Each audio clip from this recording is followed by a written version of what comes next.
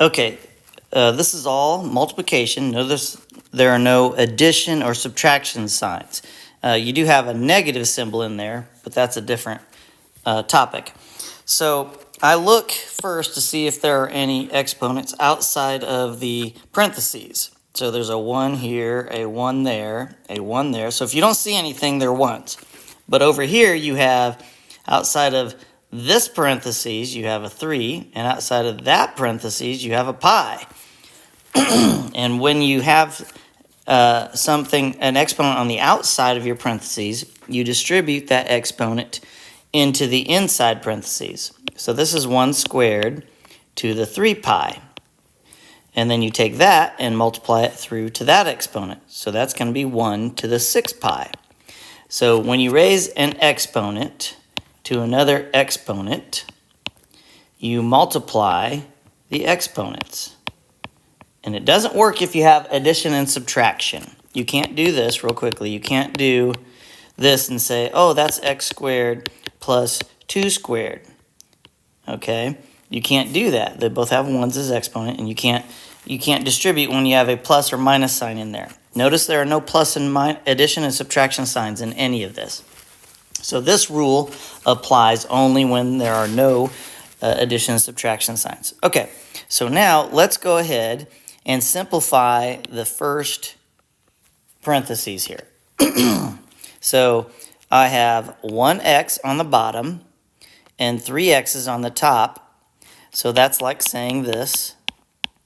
3x is on top and 1x on the bottom. X over x is 1, leaving x squared on top. Okay, those are gone. I have 2 y's on the bottom and 5 y's on the top. So that would leave me 3 y's on the top. 2 of them would cancel with 2 of those, leaving 3. And then the z to the 7th, it doesn't cancel with anything, so it stays there. Okay, that's the first parentheses simplified. Let's do the second parentheses. So the 2, the big 2 here, doesn't reduce with anything. So, and we're going to put the negative up with that. We'll just put the negative up there. Now the y to the 7th, it doesn't simplify with anything. The x to the 6th doesn't simplify with anything, and z to the 5th doesn't simplify. Okay, and now let's go to the third parentheses. The 8 doesn't simplify with anything yet. And now we have x to the first in the bottom, so one of those will cancel with one of those on the top, leaving 5. So that's x to the 5th. And this really doesn't work unless all your exponents are positive. And so right now, all these exponents are positive. So what I'm teaching you works. So now we have y to the 3rd is next. It's not simplifying with anything, so it stays on the bottom. And now 7z's will reduce with 7z's on the top, leaving 1 on the top. Okay, so again, over here to the left, we have 8z's, 4, 5, 6, 7, 8 on the top and 7 on the bottom, just to make sure you understand what I'm saying. So 8 on the top and 7 on the bottom. Those all reduce to 1 over 1, leaving just z. Okay, so that's simplified. And we just did the last parentheses. That's 1 to the 6 pi. Okay, now let me ask you, what is 1 times 1? Which is 1. Okay, times another 1, times another 1, times another 1. It doesn't matter how many times you multiply it by itself. It's just 1. Okay, 1 to the 3 halves. That's from Algebra 2. That's the square root of 1 cubed. That's still just 1. So this is just going to be 1. We'll leave it there and not even think about it. It's just 1. Okay, now you have... Okay, so now everything's simplified. All the exponents on the outside are 1s. So you don't need these parentheses anymore. And again, that's only because we don't have plus and minus signs. So now we can put all of our x's together on top.